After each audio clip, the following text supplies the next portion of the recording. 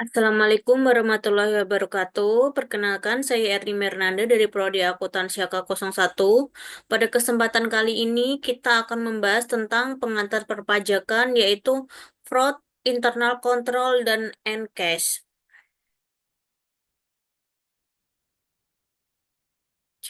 Nah, untuk yang pertama yaitu fraud, yaitu kecurangan atau fraud dalam akuntansi. Kecurangan dalam akuntansi mengacu pada tindakan curang yang disengaja oleh individu atau entitas untuk memanipulasi laporan keuangan atau aset perusahaan demi keuntungan pribadi atau organisasi. Kecurangan dapat berupa pencurian aset, pemalsuan dokumen, atau memanipulasi catatan akuntansi. Nah, untuk jenis-jenis kekurangan, yaitu ada beberapa, di antaranya adalah penyalahgunaan aset atau aset misappropriation, yaitu terjadi ketika seseorang mencuri atau menyalahgunakan aset perusahaan. Contohnya, termasuk pencurian khas, inventaris, atau penggunaan alat perusahaan untuk kepentingan pribadi. Untuk contoh lainnya yaitu kecurangan laporan keuangan atau financial statement fraud, yaitu melibatkan manipulasi laporan keuangan untuk memberikan gambaran yang salah tentang kinerja keuangan perusahaan. Ini dapat mencakup melebih-lebihkan pendapatan, menyembunyikan hutang, atau memalsukan aset. Nah, untuk yang selanjutnya yaitu segitiga kecurangan, yaitu front triangle, yaitu segitiga kecurangan adalah model yang menjelaskan tiga kondisi yang sering hadir ketika kecurangan terjadi, yaitu satu, tekanan atau pressure, yaitu motivasi atau insentif untuk melakukan kecurangan. Ini bisa berupa masalah keuangan pribadi, target kinerja yang tidak realistis, atau tekanan dari manajemen. Yang kedua yaitu kesempatan atau opportunity, yaitu kondisi yang memungkinkan seseorang untuk melakukan kecurangan tanpa terdeteksi. Ini seringkali terkait dengan kelemahan dalam pengendalian internal.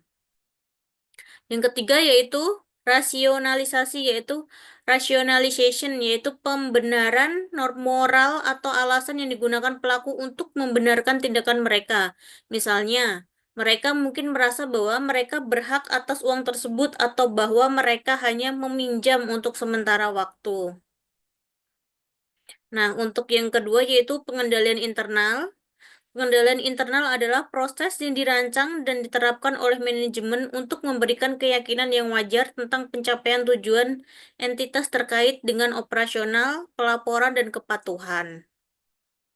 Nah, untuk tujuan pengendalian internal ada beberapa yaitu efektivitas dan efisiensi operasi, yaitu memastikan bahwa sumber daya perusahaan digunakan secara optimal dan bahwa operasi berjalan lancar.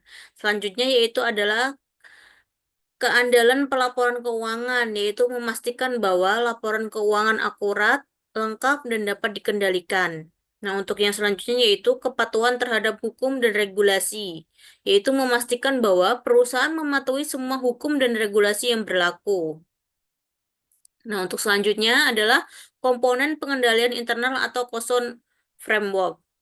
COSO atau Community of Sponsoring Organization Framework adalah kerangka kerja yang umum digunakan untuk merancang, menerapkan, dan mengevaluasi pengendalian internal. Kerangka kerja ini terdiri dari 5 komponen, yaitu satu, lingkungan pengendalian atau kontrol environment, yaitu mencerminkan budaya, organisasi, dan komitmen manajemen terhadap pengendalian internal. Yang kedua yaitu penilaian resiko atau risk assessment, yaitu proses pengidentifikasi dan penganalisis resiko yang dapat menghalangi pencapaian tujuan perusahaan. Untuk yang ketiga yaitu activity pengendalian atau control activity, yaitu tindakan yang diambil oleh mengurangi resiko dan memastikan bahwa kebijakan dan prosedur dilaksanakan. Contohnya termasuk otorisasi transaksi, rekonsiliasi, dan pemisahan tugas. Nah, untuk yang keempat yaitu informasi dan komunikasi atau information and communication, yaitu sistem yang memungkinkan informasi relevan dikumpulkan dan dikomunikasikan kepada pihak yang tepat. Untuk yang kelima yaitu aktivitas pemantauan, yaitu monitoring activity, yaitu evaluasi berkelanjutan terhadap efektivitas pengendalian internal. Nah, untuk yang selanjutnya yaitu pengendalian kas. kas adalah aset yang paling likuid dan rentan terhadap kecurangan. Oleh karena itu, pengendalian kas yang efektif sangat penting untuk melindungi aset perusahaan. Nah, untuk prinsip pengendalian kas ada 5, yaitu pemisahan tugas atau segregation of duties, yaitu memisahkan tanggung jawab untuk menerima kas, mencatat kas, dan merekonsialisasi kas.